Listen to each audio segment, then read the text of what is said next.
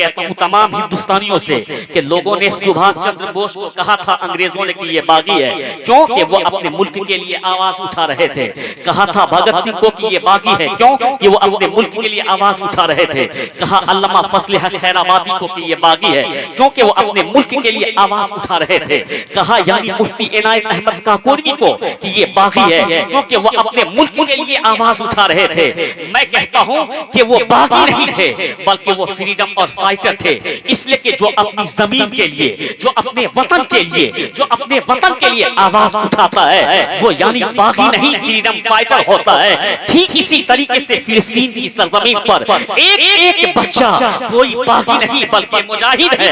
America माने या न माने मुझको उससे कोई बहस नहीं है, बरतानिया माने या न माने उससे कोई बहस नहीं है। इसलिए कि अगर कोई हिंदुस्तान में ये कहे कि यानी सुभाष चंद्र बोस बागी था, अल्लामा फजल हक खैराबादी बागी था, तो कोई कौम बाद में खड़ी होगी। मुसलमान का बच्चा खड़े होकर के उसकी दोनों आंखें निकाल लेगा, कहेगा ये बागी नहीं, फ्रीडम फाइटर थे। इसलिए गुलाम गौस रज़ा कादरी कहता है कि फिलिस्तीन में शहीद होने वाला कोई बागी नहीं बल्कि हर एक मुजाहिद है जिसने शहादत।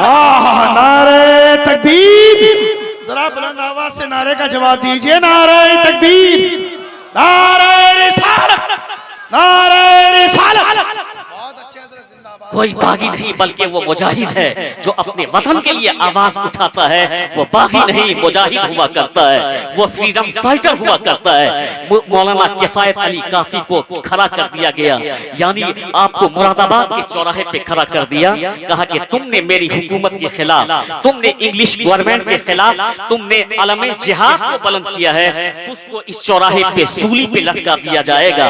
आज लोग उंगली कटा के शहीद बनना चाहते हैं। हमारे आबाउज़दाद ने वो कुर्बानी दी है कि मैंने जब यानी किताबों का मुताला किया तो पता चला दिल्ली की चांदनी चौक पर एक भी दरख्त खाली नहीं था जहां मुसलमानों को सूली नहीं दी गई हो। इस कदर हमने अपने वतन को आजाद कराने के लिए कुर्बानी दी है।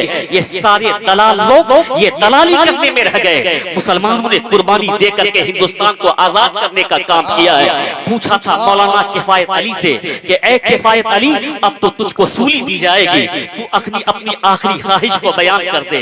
उसने क्या कहा था? मरते वक्त लोग कहते हैं कि बेटा से मुझको मिला दे, बेटी से मुझको मिला दे, यानी बीवी से मुझको मिला दे, मेरी वसीयत लिख ले। देख एक आशिक़े रसूल को उसने क्या कहा था?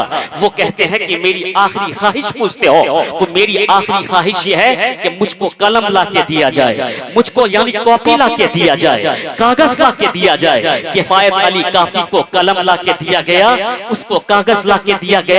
उसने उसमें नबी की नात लिखना शुरू कर दी। कहा कि किफायत अली की यही आखिरी ख्वाहिश है कि नबी पे नात लिखते लिखते मैं इस यानी सूली को छू जाऊं, नबी पे नात लिखते लिखते मैं इस फांसी के तख्ते पे चढ़ जाऊं। कलम उठा करके लिखा था कि कोई गुल बाकी रहेगा न चमन रह जाएगा, पर रसूलुल्लाह का दीने हसन रह जाएगा। यानी अतलसो कम खाक की पोशाक पर नाजा न हो, इस तने बेजान पर खाकी कफन रह जाएगा। जो पढ़ेगा साहिबे लौलाद के ऊपर दुरूद, आग से महफूज उसका तन बदन रह जाएगा। सब फना हो जाएंगे काफी वह, लेकिन हश्र तक नात हजरत का ज़बानों पर सुखन रह जाएगा। वाह वाह वाह, ज़बानों पर सुखन रह जाएगा।